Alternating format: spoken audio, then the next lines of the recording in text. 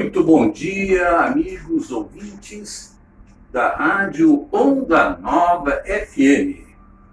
Estamos iniciando mais um programa Enigmas do Espaço.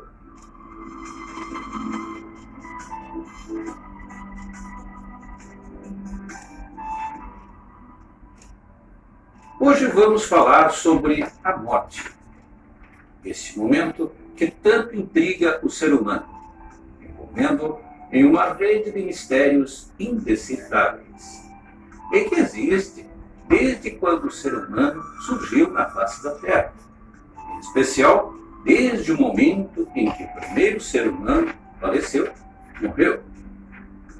Muito tem se falado sobre a morte, mas ninguém, até o momento presente, apresentou uma versão definitiva sobre o que vem a ser a morte. Grandes filósofos falaram sobre a morte, principalmente Sócrates, que chegou a definir a filosofia como sendo a preparação para a morte.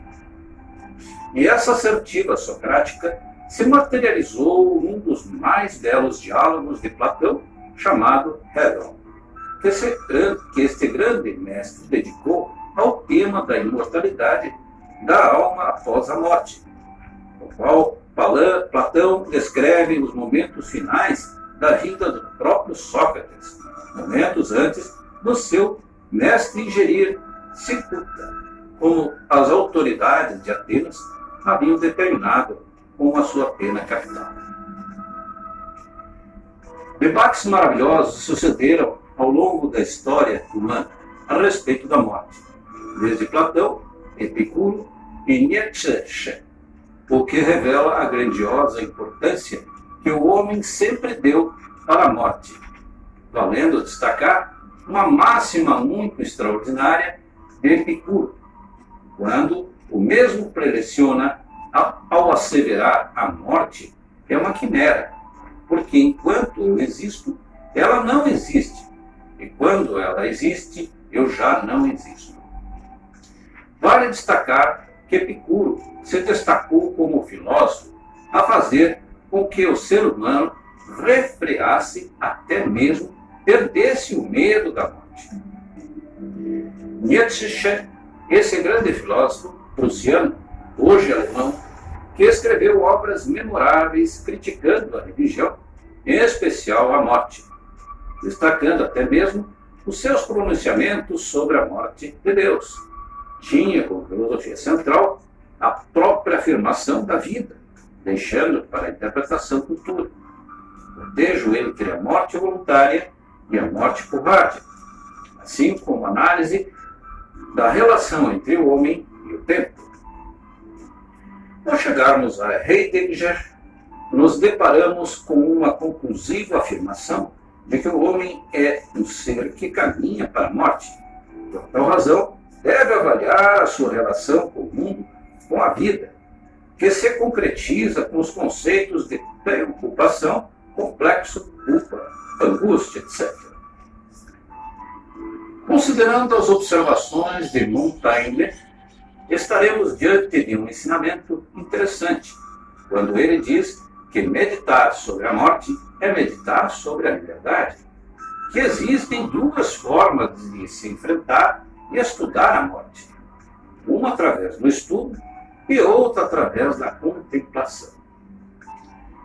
Vê-se, pois, que através dos séculos, passando pelos grandes pensadores da história humana, verificamos que a morte sempre foi e ainda é um grande mistério. Esse mistério conduziu o homem, desde os tempos remotos, caminhar pelas religiões com o intuito de encontrar as respostas e as explicações sobre o fenômeno chamado morte. O que é a morte? O que existe após a morte? Para onde o homem vai? Por que a morte? Quem a comanda? Enfim, são milhares de interrogações e mistérios que efetivamente envolvem o homem através dos séculos. Isto que, até os dias presentes, ele nunca encontrou uma explicação lógica para tais questionamentos, para tal fenômeno. Se colocarmos na meta de análise Todas as teorias, pensamentos, conclusões, visões, entendimentos sobre a morte, verificaríamos que, quando a ciência não tem resposta para esta questão quase infinita, que é a morte, as religiões se apresentam com a pretensão de ajudar o homem a enfrentar e lutar contra as inquietações causadas por uma das piores dores que se pode sentir, causada pela morte de um ente querido. Quando se trata de sua própria morte, o medo assume o comando da imaginação humana. As religiões se preocupam tanto com a dor que o ser humano sente diante da morte de um ente querido ou até da perspectiva da sua, que criaram o luto como forma de amenizar essa dor, durante um pequeno período em que o sofredor começa a descarregar a dor que sofreu. Não existe uma religião que não nos traga uma explicação para a morte, embora quase nenhum possua uma conclusão definitiva, concreta, de maneira que, para não nos alongarmos demais, destacamos os pensamentos das religiões mais cultuadas do planeta, senão vejamos. Para o budismo, a vida e morte são uma unidade, não se separam. Tudo a cada instante está nascendo, morrendo, e logo não há nascimento a ser desejado, nem a morte a ser rejeitada. Dentro do quadro imenso do universo, os seres estão em movimento e cada um carrega uma personalidade perecível. O budismo nega o eu eterno. Os seres morrem e renascem, abandonando a ideia do que foram. O Buda dizia que o corpo morto é uma carroça quebrada e não pode arrastar uma carroça quebrada. Ou seja, devemos nos desapegar dessa forma. O budismo japonês não nega nem afirma categoricamente esse processo. A vertente tibetana aceita a volta do espírito em outras vidas. Para os discípulos dessa corrente, depois da morte do corpo, o físico, a consciência cumpre 49 etapas em 49 dias, a fim de se reorganizar. Depois, o renascimento em algum nível de realidade, seja humano, animal ou inanimado, determinado pelo karma vivido, seus fatos e as circunstâncias influenciaram a vida da pessoa depois da morte, continuaram a produzir efeitos e consequências na trajetória dela. Os budistas criaram alegorias para entender o que acontece depois desse plano. Cada um terá a sua própria experiência. Portanto, cabe aqui uma única recomendação: faça o bem a todos os seres. Afinal, não há criaturas piores ou melhores. Todos somos interligados, cada espécie com sua função e necessidade no mundo. Para o Candomblé. O Candomblé compreende diversas vertentes. Respondo pelo Candomblé contemporâneo, que agrega conceitos de filosofia, psicologia e tradições orientais. Sob a tal perspectiva, se o indivíduo leva uma vida imbuída de bondade, o pós-morte será uma extensão de suas ações, portanto, uma passagem confortável, sem julgamentos.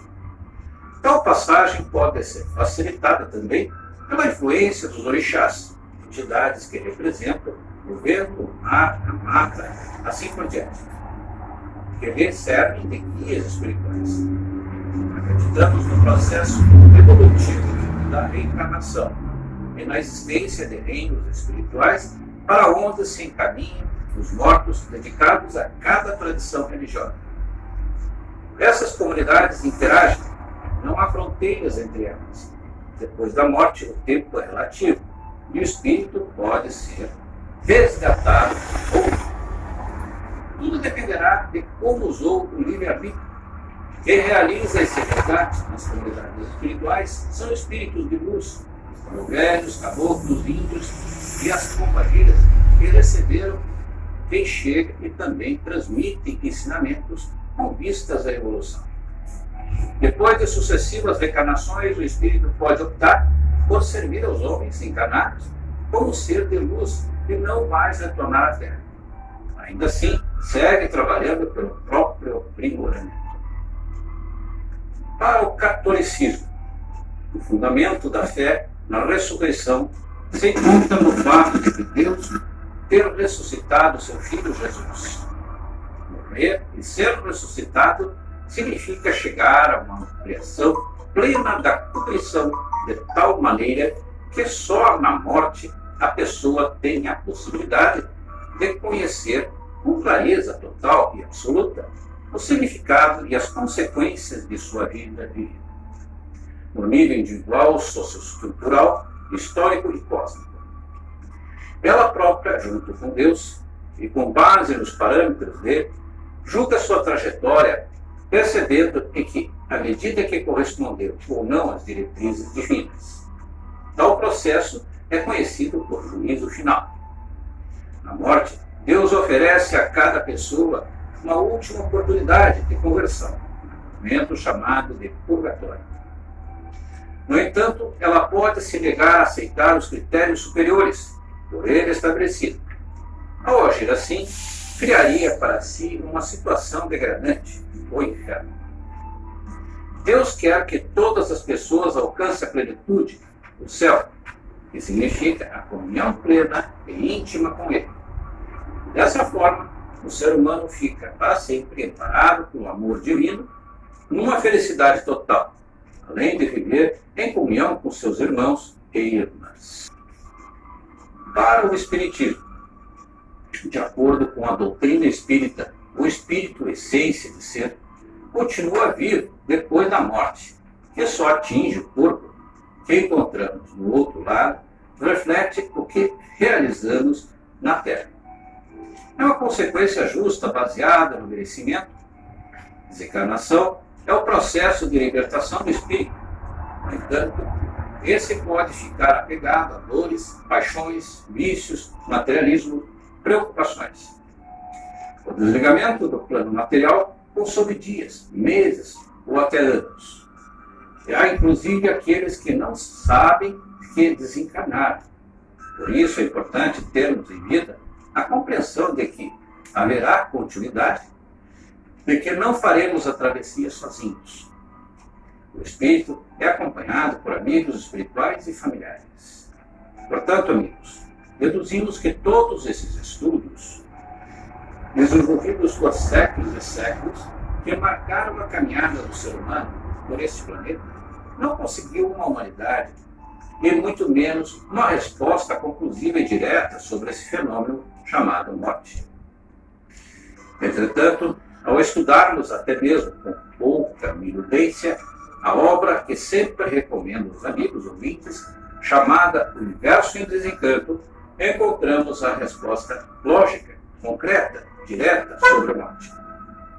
De início, essa obra extremamente cultural e mal interpretada pelo preconceito, pelos associados, nos mostra com solar clareza e de maneira incontestável que a morte não existe.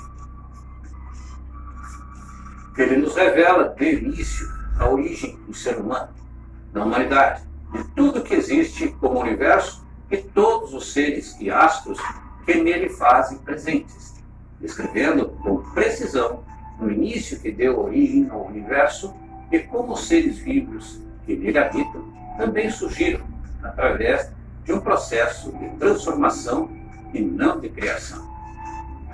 Ora, amigos, se não existiu criação, o início do ser humano, não pode haver fim do ser humano. O livro nos revela o início da criação do universo como o campo em que habitam os seres já existentes, de sorte que ele nos mostra, de forma a causar inveja aos mais renomados filósofos, que o universo, sim, que foi formado, vai desaparecer, mas o ser humano não, que sempre existiu, se transformou, vai continuar após retornar ao seu status quo, de maneira que a morte, para o ser humano, efetivamente não existe. Existindo, sim, o retorno ao momento fundamental, ao momento original, ao momento inicial. Destarte, não se tem que temer a morte. Muito pelo contrário, temos que preocupar a aprender a forma e o meio de retorno ao estado original, após que estaremos prontos para o retorno à origem de toda a nossa humanidade, bem como de todos os seres que habitam o universo. Efetivamente, esse livro, Universo em Desencanto, complementou minha oportunidade e concluiu todos os estudos e premonições, especulações, pensamentos emanados da ciência, da religião e de todas as formas de inteligência, unindo esses polos de respostas inquestionáveis e seguras. Muito bem, meus amigos, estamos encerrando mais um programa Enigmas do Espaço.